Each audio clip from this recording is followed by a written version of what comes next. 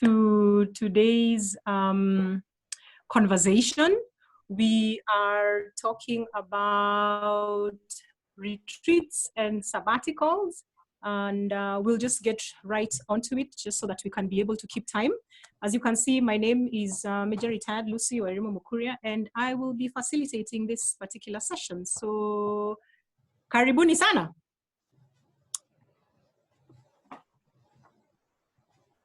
We shall want to understand the differences. Say again?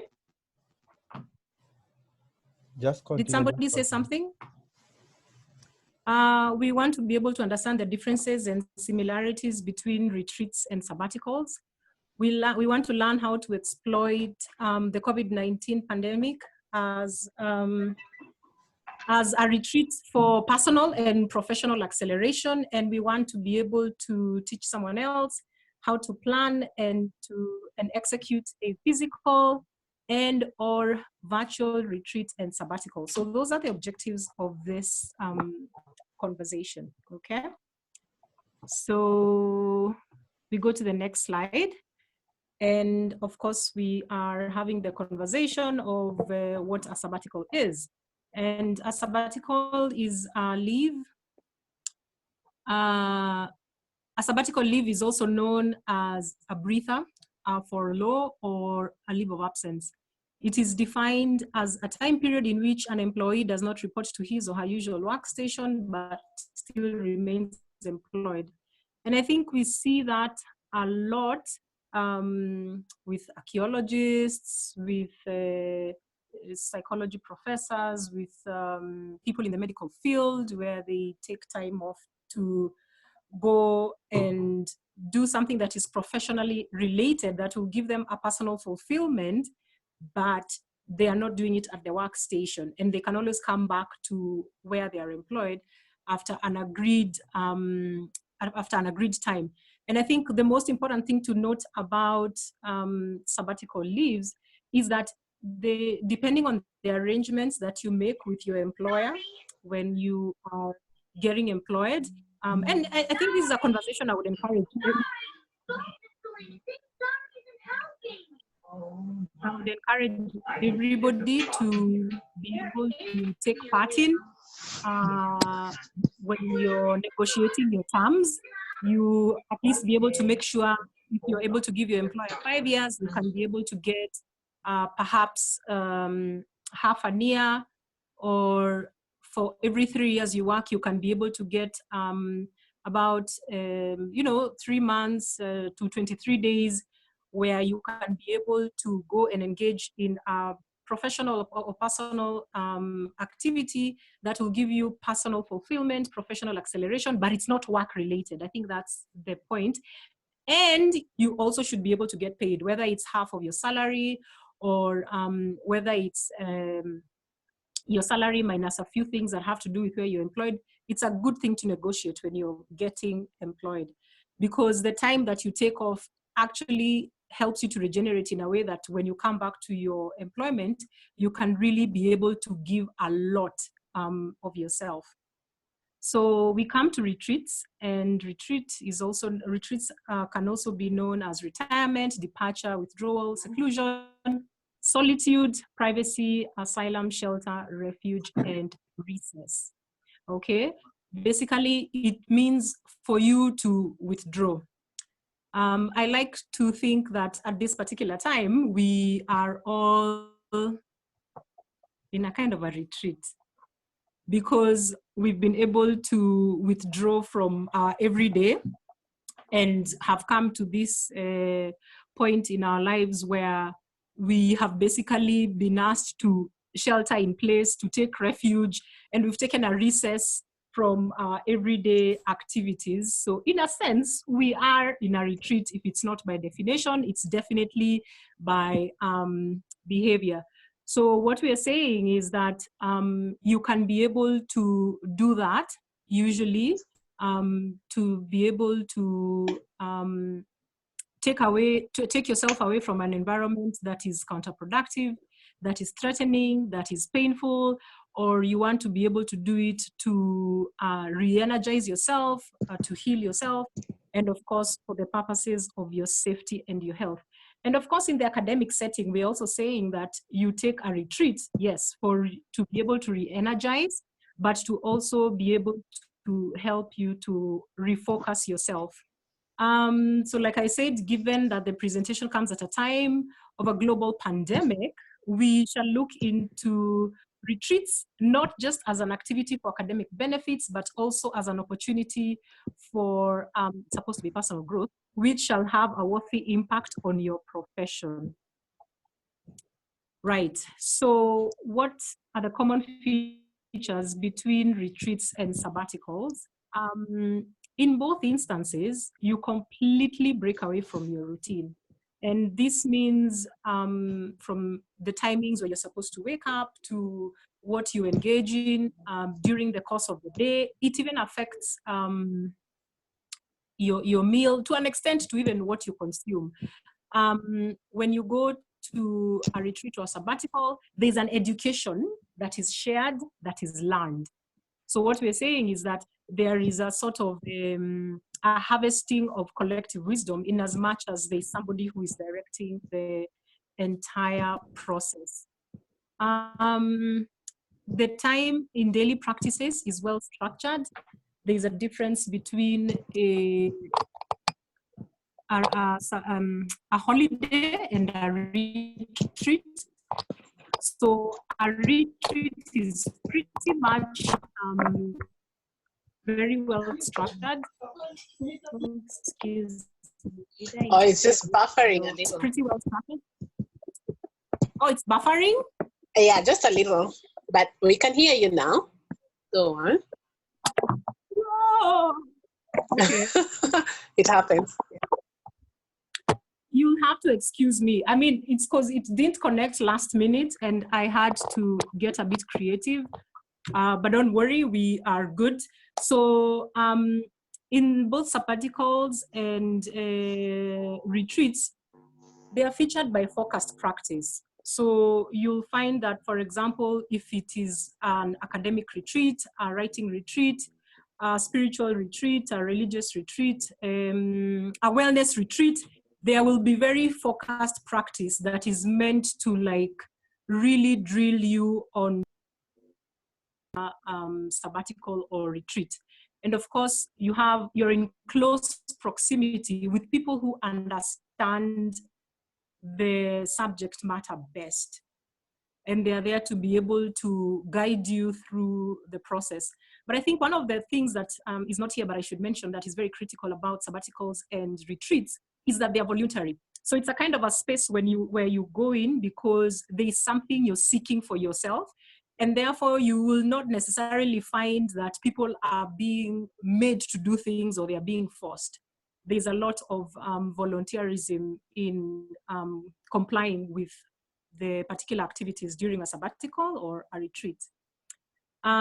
So commonly, you have to move your location to the retreat. And what we're saying is that now, as we are in the of the pandemic, we can't be able to actually move physically or meet physically. And that's why we are now turning to technology to be able to actually hold Agnes, right? Please mute yourself. Agnes, mute yourself, Agnes. Is it not possible for somebody? Okay. All right. David, please mute Agnes. Thank you. All right. Is it done? Yeah, sorry about that. No, don't worry about it. I apologize to everybody else. Right. So, hoping that we are together so far, I want to be able to get into the 10-step how-to plan and to host surviving COVID-19 pandemic retreats for a group or for you personally. I mean, this is something you can also apply if you're going to go physically. I'm just using the context now to once again just remind us that the fact that we're dealing with a pandemic doesn't mean that we stop everything, that everything comes to a standstill. we have to be able to see how we can transfer our skills and be able to pivot by leveraging on the internet, virtual technology resources that we have available to us. And I don't think there's a time in our history where we have had so many possibilities available to us. So please note, you can still prepare a retreat. So first you want to name your retreat. As I had mentioned earlier, there are many kinds of retreats: religious, spiritual, academic.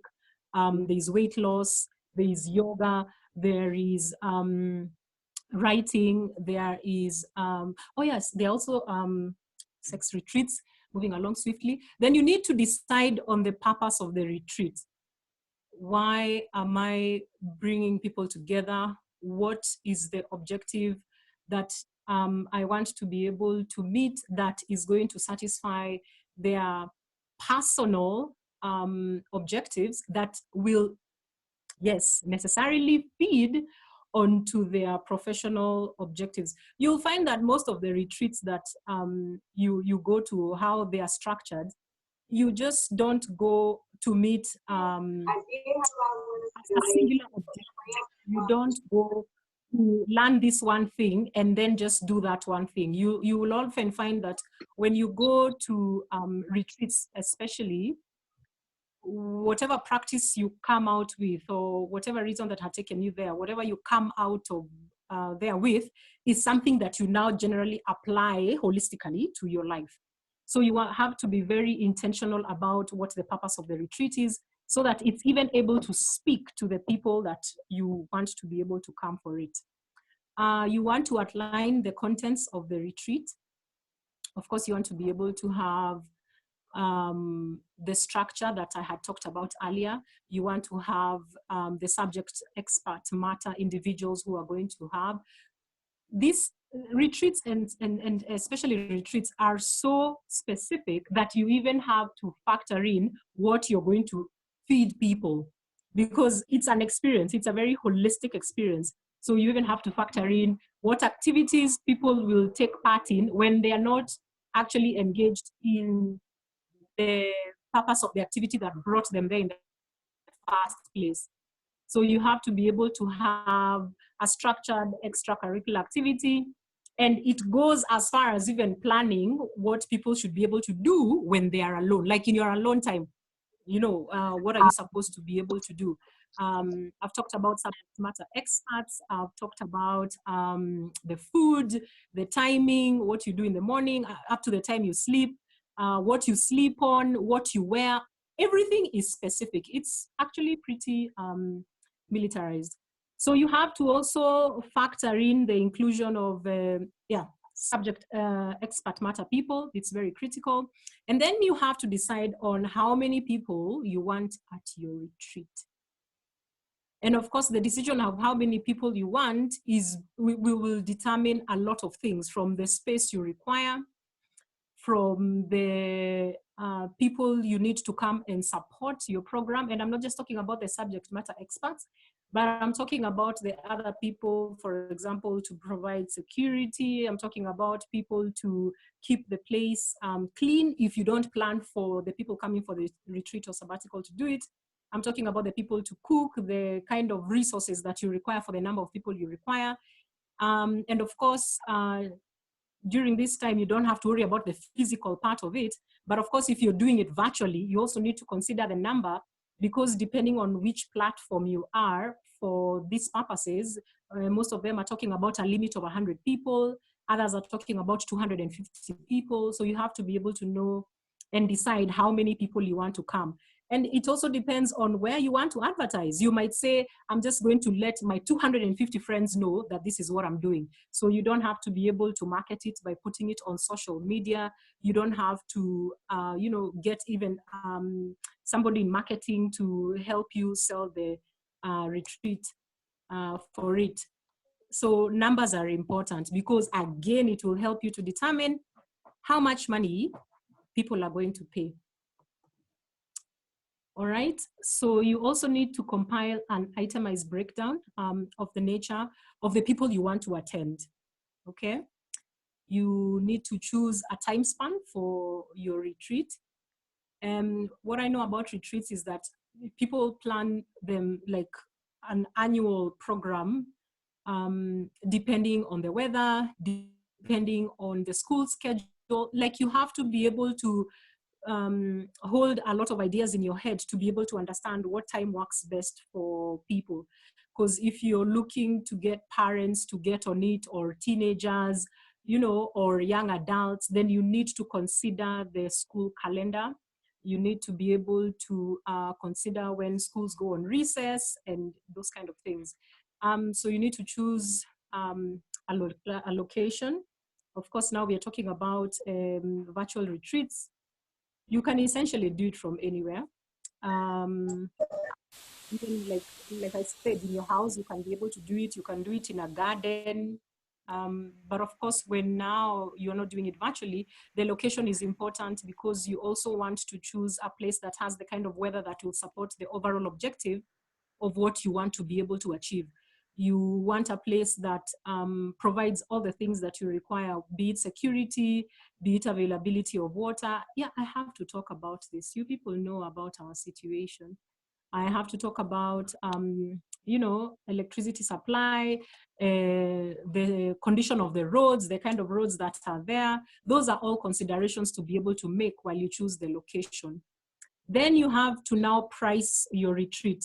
After you have taken care of all the overhead expenses, the operational expenses, you have to be able to sit down and also calculate how much the taxman is getting, so that you can be able to come with a single unit price of your retreat that if you're able to charge, then you actually are able to break even and perhaps make a profit. Then you want to commit a date and a time for hosting your retreat in your announcement. Like I said, it depends on what the objective is and what the people are. So your announcement can go on a varied number of platforms. You know, like if I'm doing a wellness retreat, I think that would have a wider platform than if, for example, I was doing a retreat for psychologists of the Kenya Psychological Association. Then the Kenya Psychological Association members are the only people I would actually notify. I think we are together in as far as that is concerned. Right. So what are the shared benefits of retreats and sabbaticals? Why should you go for one? Why should you create one? And why should they actually exist? Again, like I had mentioned earlier, there's a holistic rewarding in going for sabbaticals and retreats, because it gives you an opportunity to break your everyday monotony, and you are able to, like, you know, destabilize a lot of routine. And of course, there's never been anything wrong with destabilizing routine. It's very critical. How else do you discover something new? One is refreshed, rejuvenated, re-energized, re-empowered in the life of both the personal and professional. It's an experience of deep relaxation and inner peace. It is a remarkable shift in perception with a beneficial perspective. What maybe sometimes would have been a very difficult situation for you to be in, a situation that, like I said before, was either threatening, whether it was psychological, whether it was real, whether it was perceived, then you are able to now shift your perspective.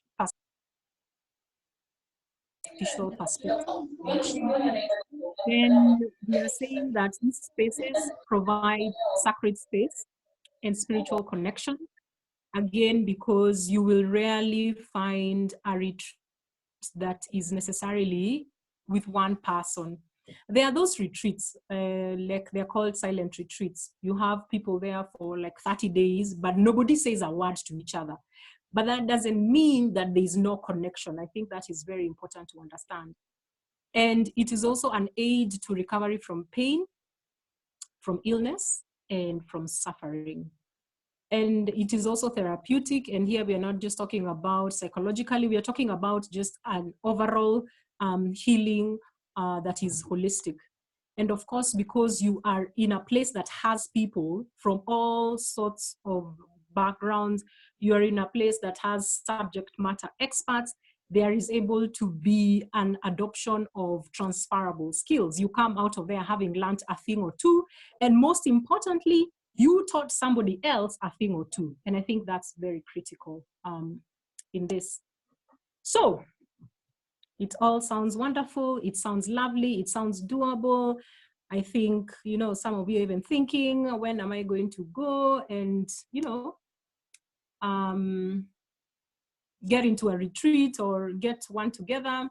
So what could go wrong, and how would you work around it? Okay.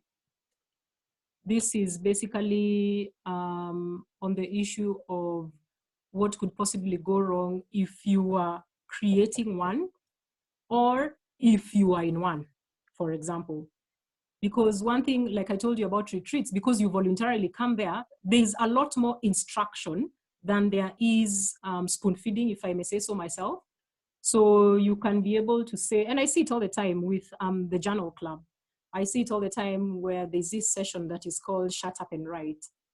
And, you know, you're supposed to basically retreat from everything else and shut up and write. But you find that people suffer from procrastination, where you keep being asked, where is your thesis? We've not seen your thesis. People were like, you are supposed to mark this exam. You are supposed to prepare this exam. You are supposed to prepare for this exam. People are not doing it. So people say, talk about procrastination. They talk about not being in the feeling. People talk about writer's block, and people talk about boredom. So probably I wanted us to start from the bottom, and I want to begin by saying that being able to put these things into context is important. But are you feeling me? This is the question. Are you feeling me when I talk about procrastination? When I talk about not being in the feeling, writer's block, boredom, are you people with me about this? That you can know what to do, you just never get around to doing it.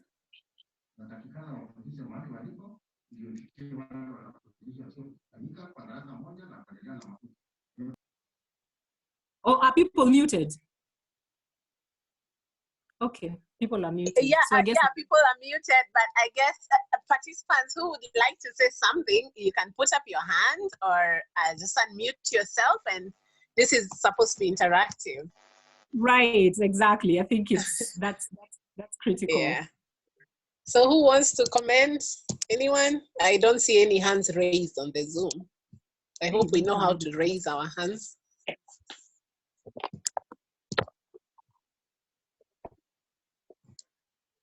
I'm looking at my...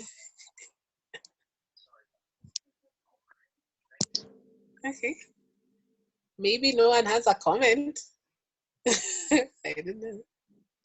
So I think everybody heard me. The question I was asking is whether you can relate to what I'm saying about procrastination, boredom. Okay, I see something here. Macreen is texting. Yeah, Diana Mukuria says, I'm dealing with boredom. Okay, Macreen. And procrastination. Okay, great, wonderful. Yeah, I'm tilting my head because I would like to say something. Yes, please go ahead. My name is Jamal. Hi, Jamal. Yeah. Okay. Basically, you've talked a lot of things about, but does it our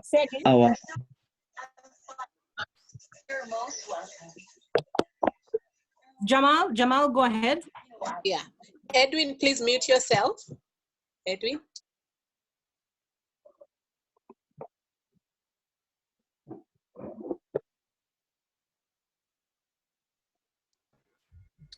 Sorry, Jamal. Proceed, Jamal. Did we lose Jamal? Jamal, Oh, he muted himself. Jamal muted himself. I was telling Edwin to mute. Sorry. Jamal, please unmute yourself. Or host, can you unmute Jamal? Yeah, let me try. Yeah. Okay. Yeah. Just unmute him. I think he had wrongly. I was telling Edwin, not him.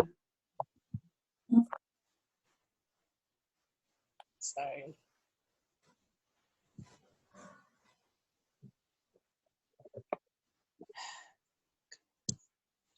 Jamal? Is he It's not here? working on my side. Sorry, I you can can hear only. Jamal. No, that's David. So I'm telling Jamal to unmute himself. I think I'm unable to unmute him from my side. Yeah, you can, David. You can only send him a prompt, then he should Okay. accept to unmute himself. Yeah. So if you sent him the prompt, that's okay. He will unmute himself. Okay. Ronald has his hand up. Oh, good. Edmund, Rono. Unmute yourself, Okay. Edmund. Okay, I'm seeing Shakur Ndolo says that in most cases, the factors are intertwined, not in the feeling, somehow bored. Well, I will do it tomorrow, procrastination. Okay, yeah. Wait, what did it say about horsemen and apocalypse? Hey, you guys, are we talking about? Okay, hang on. Let me just have a look at this. These are the 4 horsemen of the apocalypse. Oh, procrastination, not being in the feeling, writer's block, and boredom. Yeah. I feel you. Oh, yes, indeed. Okay, what do you do when you take a sabbatical, say to write a book, and you get a writer's block, and maybe you have a full 6 months? This is a really good question. Gosh. Thank you, Florence. I'll talk about that in a bit. The cases are intertwined. I'm dealing with boredom. Thanks, Dee. McCrane, I'm feeling you on procrastination. Okay. Right. So I suggest we just go on with what we have. Oh, finally, my thing is here. Thanks, City. Okay. Yeah. Okay. Okay. Put it. So I think what I feel like we have sort of criminalized boredom, or we've associated it with something very negative. And a lot of people don't seem to recognize that boredom is actually an emotion. I feel like my teeth are on the camera. So we don't seem to recognize that boredom is an emotion. And I really wanted to talk about this boredom issue because if we find that something is boring, then I don't know, somehow that translates to us being boring or judging other people as boring.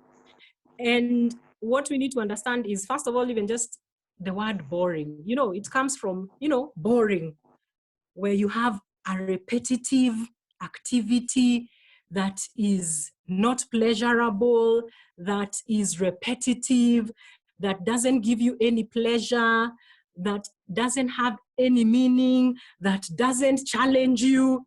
That is what boredom is. And I think it's important to break it down like that, so that when you find yourself feeling bored, you say to yourself, whatever it is I'm doing right now is repetitive, it's boring, it doesn't challenge me, I literally don't need it in my life. So it could also be that you're literally just seated, feeling bored. That in itself should be something to actually give you that, that bell, like boredom is an emotion. And as we know of all emotions, you know, like joy, like sadness, like anger, if it reaches a point where you're concerned, you have to ask the insightful questions. You have to be able to ask, why is this activity boring to me? What can I be able to do to find to find meaning for myself, to find I am being productive, to find that I am engaged? So it could mean changing how you do that particular activity, or it could mean changing that activity altogether. And I think we recognize this in things that sometimes we say, oh, you know, back then I used to do this. Nowadays I find it so boring, you know? Like for me, the best example I can use is when I was an undergraduate. And then I started graduate school, and I used to look at what undergraduates are doing. It was the same thing I was doing, but you wouldn't find me dead doing it because it would not give me any pleasure. I would get bored. So we have to put boredom in the context of the several things that I've talked about to be able to understand whether it's how we do it that we need to change, or we need to change the activity altogether, to abandon that activity and pick up another one, or actually make a hybrid of the activity that we have. And I guess it's easier said than done, because if, for example, you're bored with your job, you see what I'm saying? If you're bored in your marriage, you know, if you're bored in your relationship, if you're bored in, you know, personal and professional spaces, then that is something you definitely need to examine. And it's important to examine it from the point of view that it's an emotion, because what happens, and I think we see it a lot with teenagers, is that when you continuously allow the boredom to continue, it develops into something else. You know, you had me earlier talk about, yes, boredom can stimulate your creativity. However, we need to look out for the type of boredom that makes you not to do anything. Okay, I'll talk about not doing anything, because, you know, sometimes doing nothing is also an activity. If that makes sense. Doing nothing is also an activity. Because remember, boring is boring, like BORING. Yani, could drill to monotony. So sometimes if you do nothing, that doesn't mean that's boring. Boring has certain characteristics. The characteristics that I talked about, that it doesn't give you any kind of pleasure, that it is repetitive, that it doesn't challenge you to like bring out your skills, your gifts, your creativity, and your talents. That is boring. So not doing anything is not boredom. Please know the difference between those two things. Because remember, before you are able to make, for example, any movement, the critical step about making movement is actually a stop. You get? That is very critical. So doing nothing and boredom are two different things, two different things. So I was talking about why we need to really keep an eye on boredom, especially for our teenagers and also for ourselves, is that if you don't address it, it quickly deteriorates to mild depression. You'll find I have nothing to do, nothing engages me, nothing excites me, nothing does anything for me, you know. So it's important to be able to address it. And the crazy thing is that when now we are talking about clinical depression, people confuse it with boredom. So you'll find somebody is clinically depressed, and that's when you find now people saying to the person, why don't you do a puzzle? Why don't you go visit your friend? Why don't you? So we need to differentiate that there's a difference between clinical depression and boredom. And you cannot be able to wish away clinical depression, as we know. But you definitely can be able to pour into boredom and be able to bring something out of it. So I hope that's clear. Let's talk about procrastination. Of course, procrastination is when, you know, I'm supposed to, somebody even said it here, I'm supposed to be writing a paper, or I'm supposed to be writing a book. And what do you do when you take a sabbatical to say write a book, and you get a writer's block, and maybe you have a full 6 months? Wow, that's a heavy statement, I must say, because yeah, writer's block for 6 months, it's totally possible. I mean, for boredom, procrastination, writer's block, not being in the feeling, one thing I want to be able to say about all these things, yes, they are, it's a space you are in your mind. You have to be able to recognize that first. It's a space you are in your mind. So for procrastination, you will be avoiding to do that thing in lieu of another. So of course, the question here, the insightful question here is, why am I avoiding to do what I'm supposed to do?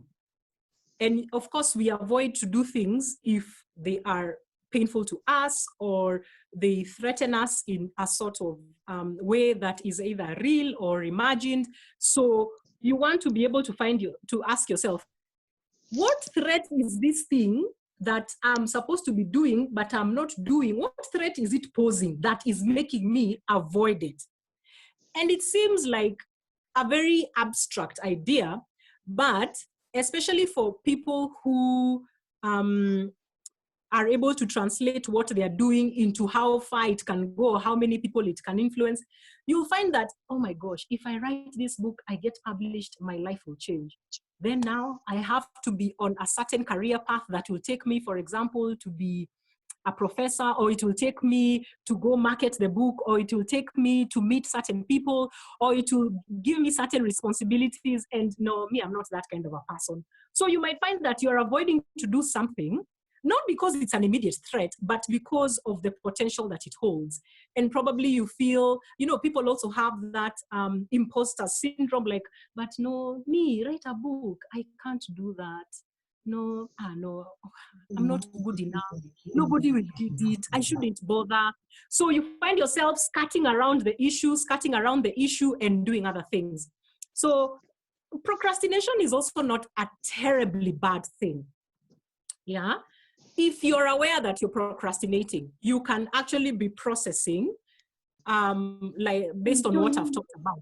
But in the meantime, you can engage in productive procrastination. You get, like, there are people who are like, okay, fine, I know I'm supposed to write this book. I don't know why I'm not feeling it. And then you decide, instead, I'm just going to go to the pub and drink and meditate on this issue. And you do that for the next 6 months. I think it's safe to say by the end of the 6 months, you've spent too much money on alcohol, and you have not helped your body in any way. Not that I'm judging alcohol. I'm just saying that probably it's not a very productive procrastination. Sometimes when you are avoiding to do something and you don't understand why you're not in the feeling and all those things, you can engage in productive or positive procrastination. Like, you can go play.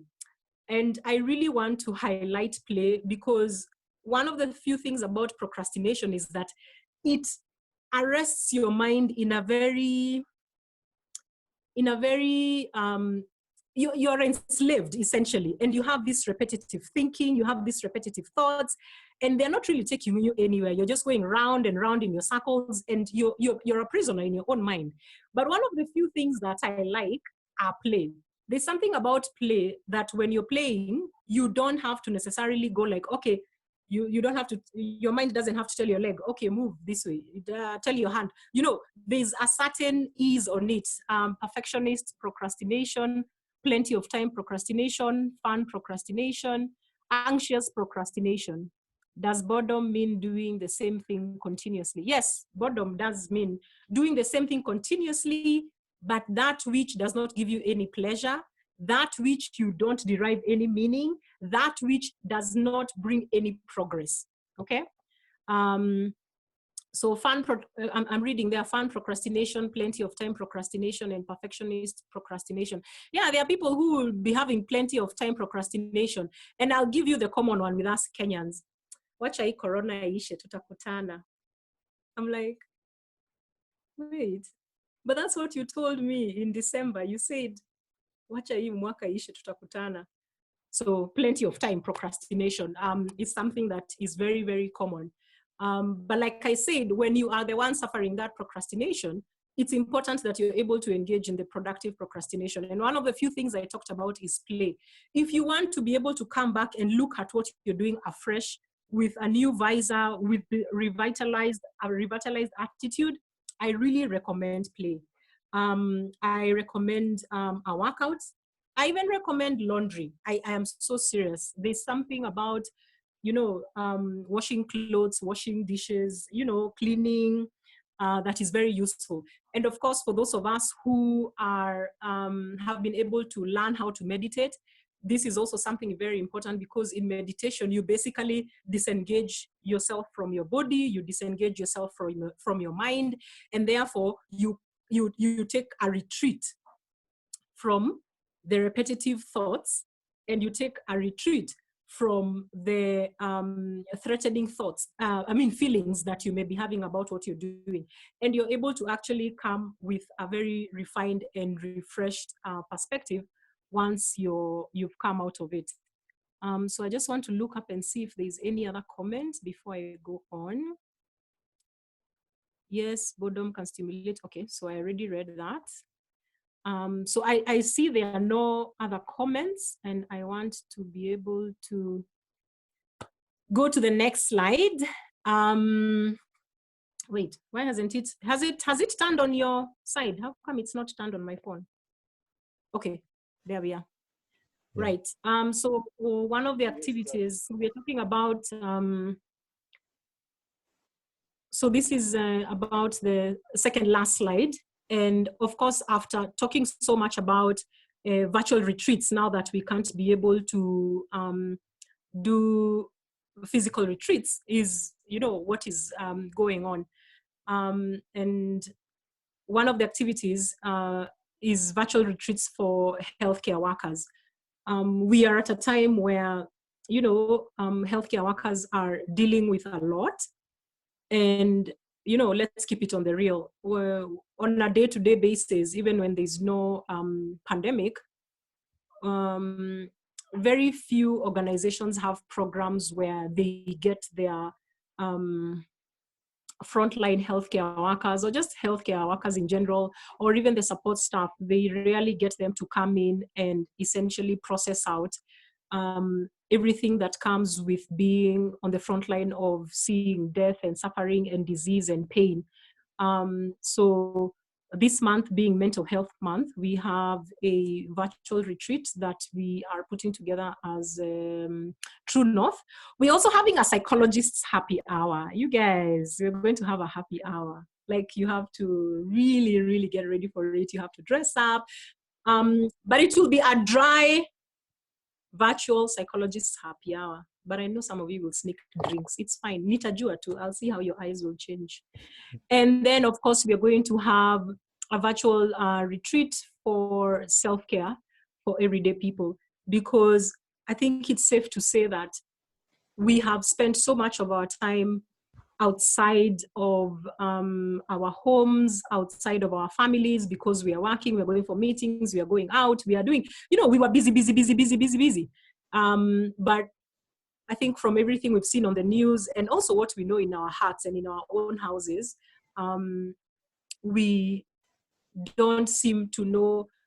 We dress up to go out. We dress up because we're going out. Some people even brush their teeth because they're going out,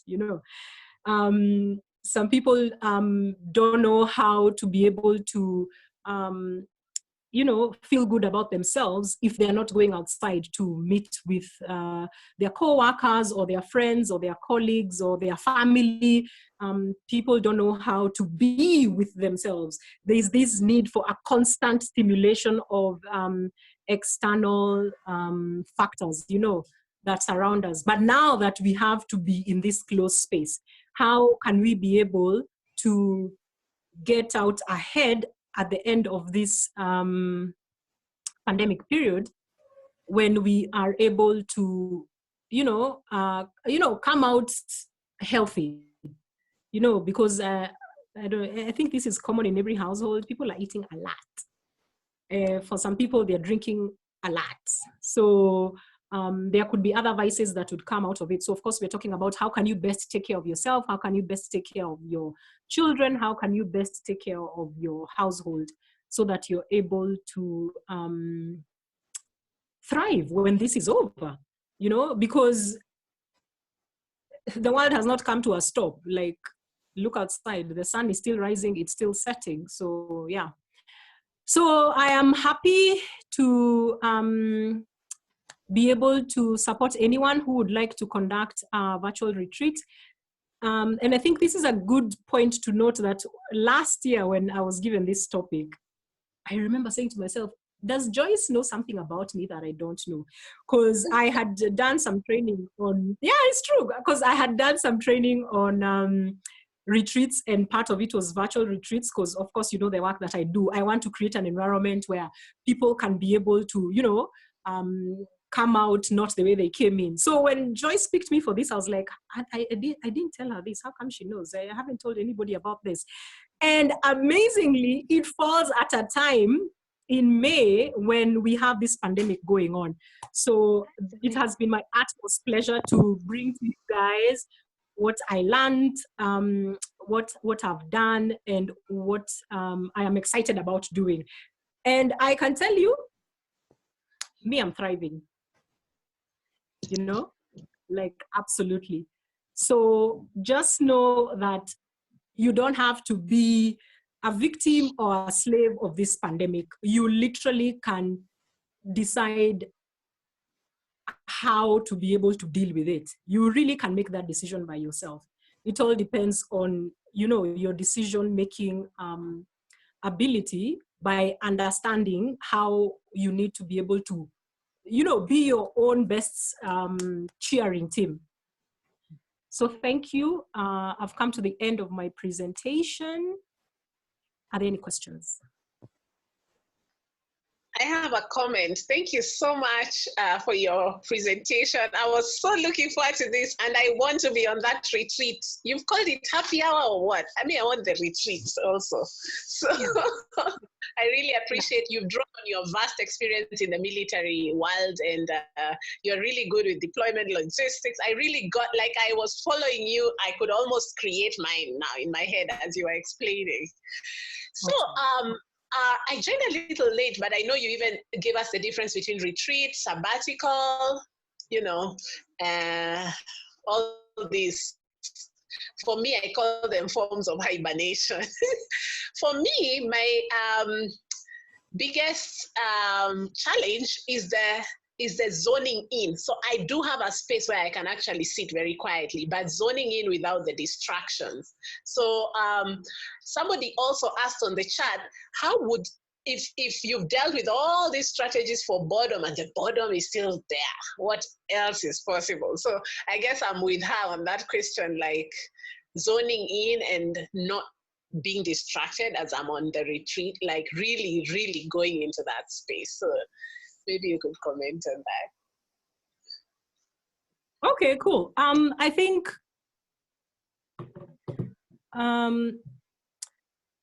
the first thing, okay, can you guys hear me? It says my internet connection is unstable. Not now. We can hear. Hello? We can hear you. Okay, oh, great. Oh, great. Oh, sorry. Oh my gosh. I thought nobody was hearing me. Right. So the thing that, I mean, I will tell you what works for me, right? I like to approach my work in a very chill, laid back, peaceful,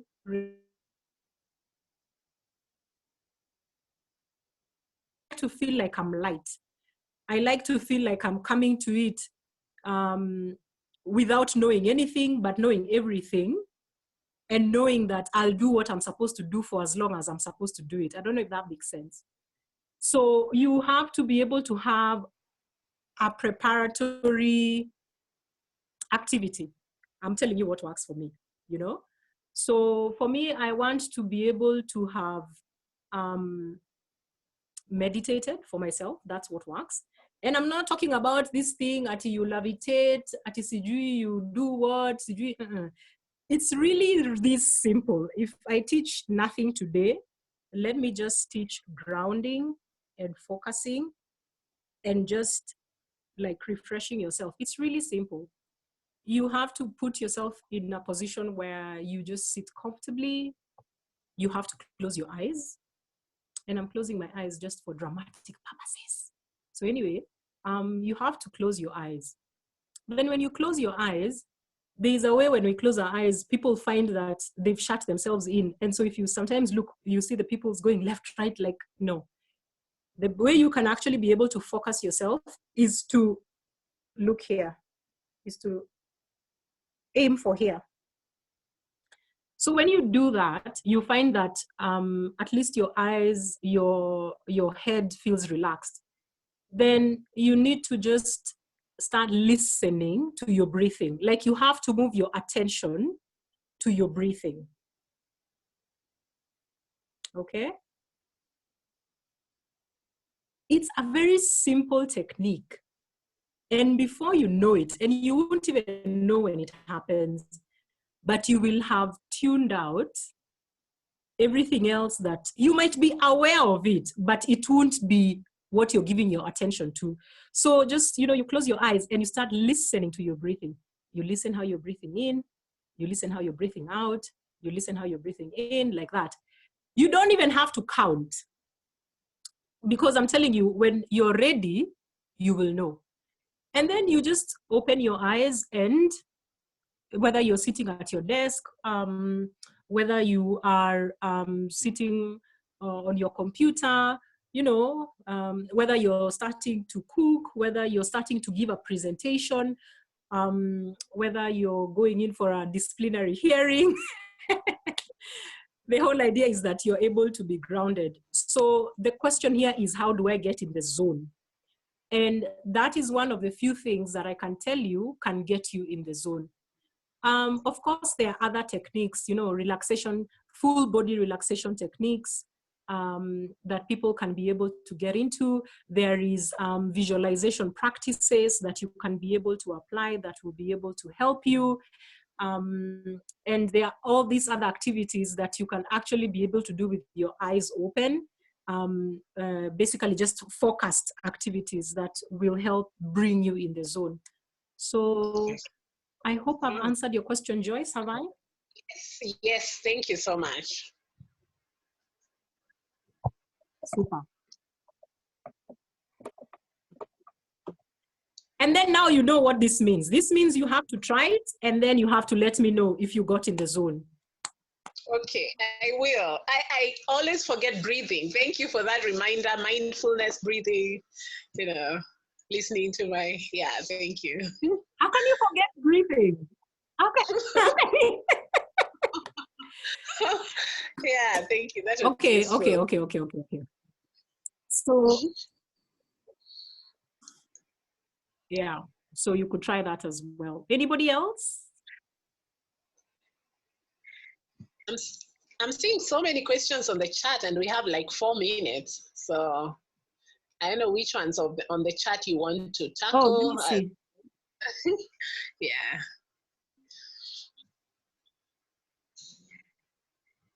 I'm seeing a question about black magic. How do you deal with boredom brought about by another? Say you're writing a paper, project, thesis, then when you're in chapter 3, you are asked to change your research objectives. Okay.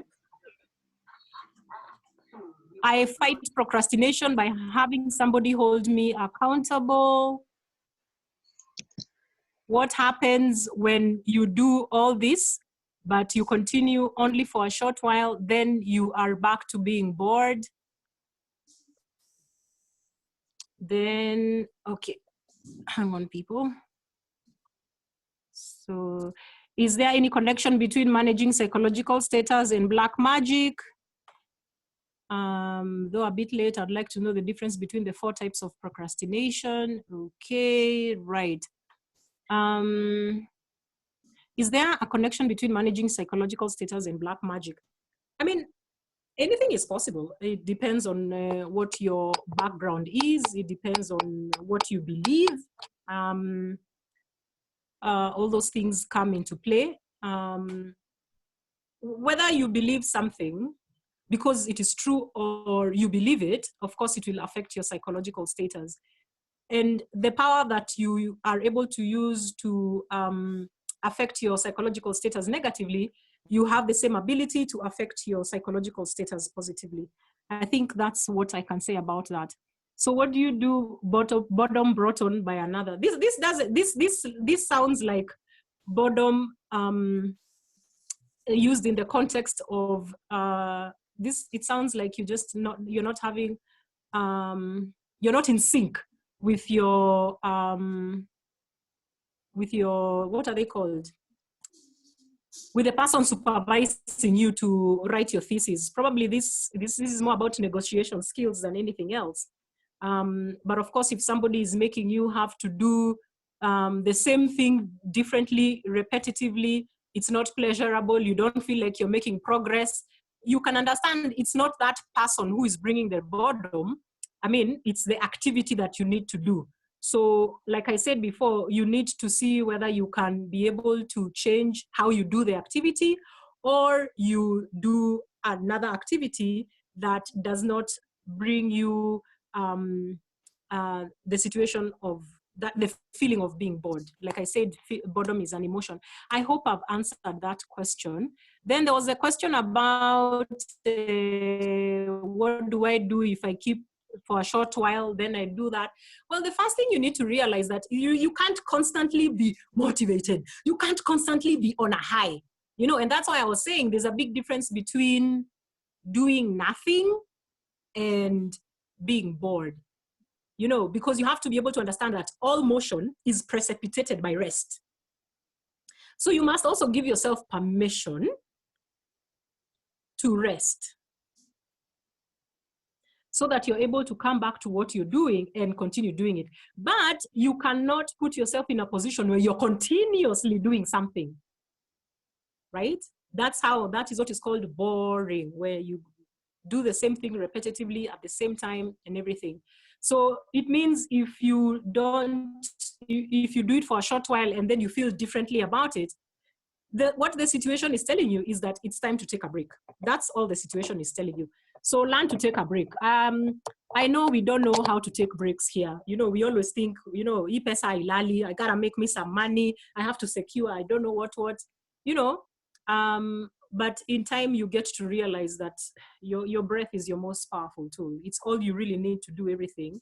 And you have time to do what you need to do without necessarily procrastinating.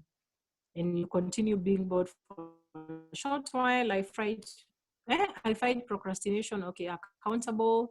That is also good. It will work after that one. All right, so I think on the last question, we shall be able to have this presentation will be shared. You'll be able to have that question answered. Is there anybody else with another question?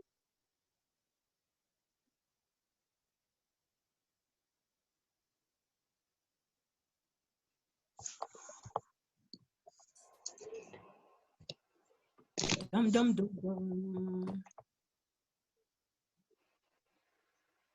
Hello. Hello, I'm wondering if there's any other hand. I can't see any other hand. So I think I will assume we are all, you know, this was very interactive. This was a wonderful session. Thank you so much. It was lovely to sit at your feet and learn, Major. I'm sure members, we all agreed that this was really good. I see Macreen saying, thanks, Major. Jackie saying, thank you for the presentation. It was very insightful. So we want more. So this things you've announced, we shall revisit. I'll say chat to you for sure. I definitely want to go on a retreat.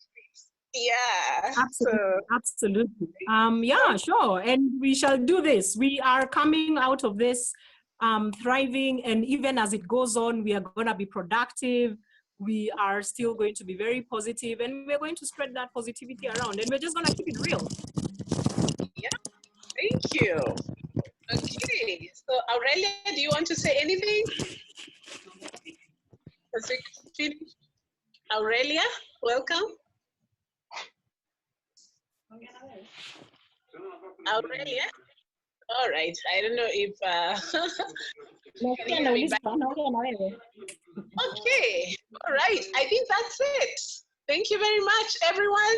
And tomorrow we join another Zoom call just like this. Karibuni sana. People are still saying thank you. Thank you, Lucy and Eider Africa. That's Ndolo. Roosevelt Nguku is saying thanks a million, Lucy. Thank you for tuning in. Thank you for showing up. I thank you for everybody who tuned in. And, thank you to, Joyce and your team for putting this together. Thank you so much. Okay, yeah, thank you, David. Thank you, everyone. Yes, can we take a photo of everybody? Is it possible? That's a good idea. Can we do selfies, or how will we do the photo? No. There's a way it is done. Now. Where is this participant? I have no. Okay. Oh my God. Who knows about taking a photo? I would love to. I see you. Say hi to everybody. Roosevelt. Nice. Wonderful. Yeah, if you could guide us, awesome. What we were taking selfies.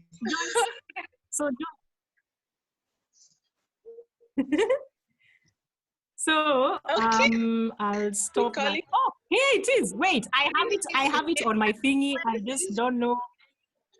Oh, thanks everyone. I can now see you all. Thank you so much for us. You guys. Take a screenshot. Is it a screenshot? I know. I don't know how to take a screenshot with my laptop. Can somebody tell me? Okay, maybe I'll take one thing. Is it where you put everyone on the full screen, David? Pardon? Could you put everyone on the? Could you put the screen format for all the faces being seen at once? You can do it. You can do it Let for me try. yourself. Yeah, please try. Okay, so I have it on my laptop, on my screen. I just don't know how to take a selfie. That is our assignment. So my daughter is coming to help me. Oh, nice. That's our assignment. Before our retreat, we will learn how to do that.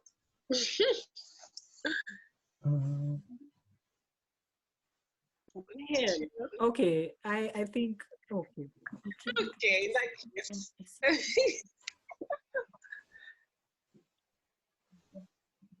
yeah, people are still saying thank you. Macrin is saying Macrin says hi. Owen is saying hello to you. Owen, the son of is here. Yeah, my wonderful. Hi. Say hi to us. Hi. Teach us how to take a photo on Zoom.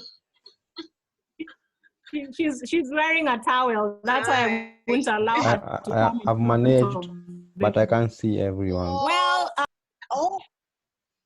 but of course people are leaving, but you take the ones who are there. Why can't you see everyone? Wait, let me.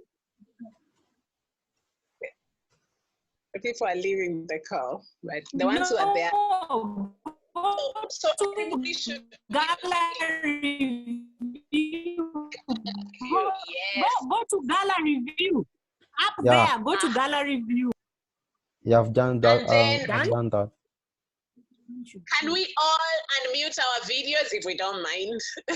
Yeah. If you are not in a channel like our good friend here. Look at me, I'm smiling. Oh my goodness. That's so funny. So, good. That's Yeah, nice. we know That's nice. videos. Okay, now we take the photo. All right. So, David, are you the one screenshotting, or are you the one taking the photo? Okay, I'll screenshot. Yes, please screenshot. We've put our videos on. I think there are people joining. Let them finish first. Oh, nice. There's still people joining. Oh, my goodness. 1, 2, 3, Okay. This should have gone on for 2 hours. Okay, I'm taking one now. Okay. Cheers. Okay. Cheers. Mental Health Month. Cheers. Yes. Everyone say cheers. Yeah, I took one. Oh, good. Thank Yeah. you. Thank you so much. I've learned something. Thank you, everybody. Lenny, Pauline, McCrane, Joyce, Roosevelt, Ndolo, Karanja, Kenneth, Galaxy, Lynette, Ada, Mobile, Kwamboka, Molly, Hamisi. Oh my gosh, you guys. Oh, here you are, Mukiri. Thank you. Karenju. Such a nice name. Rono. Thank you so much, guys. Look out for the invitation for the virtual retreats, and we shall speak soon. Follow True North to just basically know what's going on Facebook, on IG, and on Twitter. Good night, guys. Thank you so much. Okay, bye. Bye. Okay. Good night. Okay. So David, save the chat so we can have people's names. Okay. Right. Thank you so much, David. What happens? You'll send it. Will you send it, or how does it work, Joyce? Yes, you'll get the recording of the video. Definitely. Even for those who couldn't, they'll get to see it. Yeah.